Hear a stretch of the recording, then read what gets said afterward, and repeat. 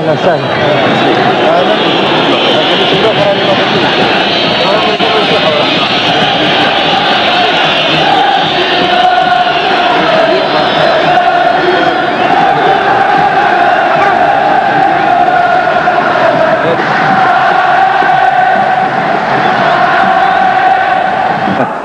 تتنفذ الركنية وبرخيصة والهدف الأول لفريق الترجي 16 دقيقة لعب.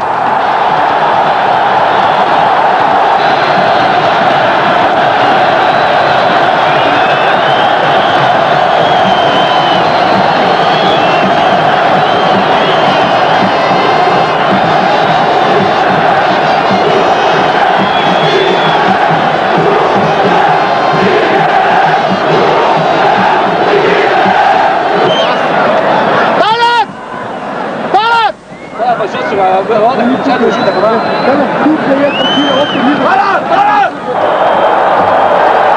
التنفيذ والهدف الثاني لفريق الترجي الرياضي التونسي، هدفين ل0 في 7 دقائق لعب.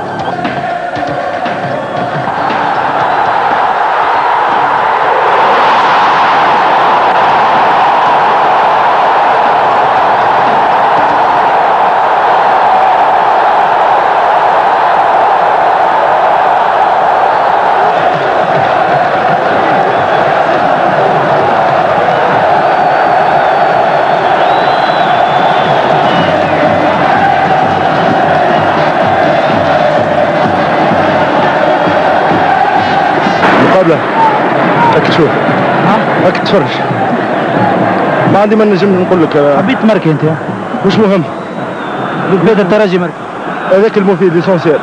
كل لاعب يلزموا باش يلعب.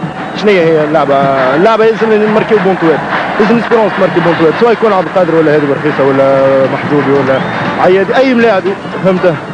المهم نخرجوا رابحين في المقابلة هذه. دفاع فريق الزمالك كيف لقيت؟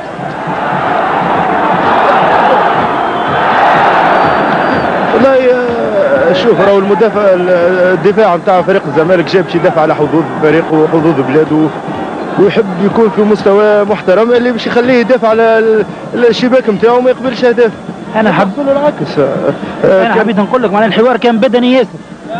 طبيعي بدني وبسيكولوجي، يعني يلزم اللاعب يكون في مخه يكون مرتاح اكثر، اللي باش يتحكم في اعصابه اكثر هو اللي لخص الحكايه في كلمتين والبقيه ترويها عدسة الزميل رضا سريب.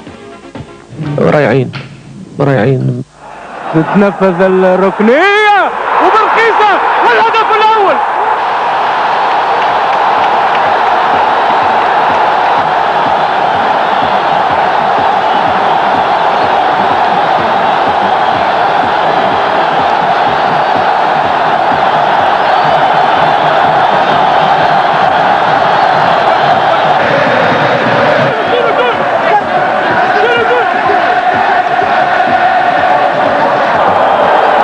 التنفيذ والهدف الثاني خير شويه، لكن ما زلنا ما كملناش، ما زال دخلت الكرة وفما الهادي برخيصة يضرب الكرة في وسط الدفاع. هادي برخيصة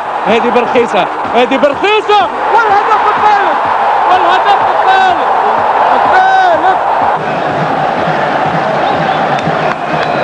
قول حسن الجافي.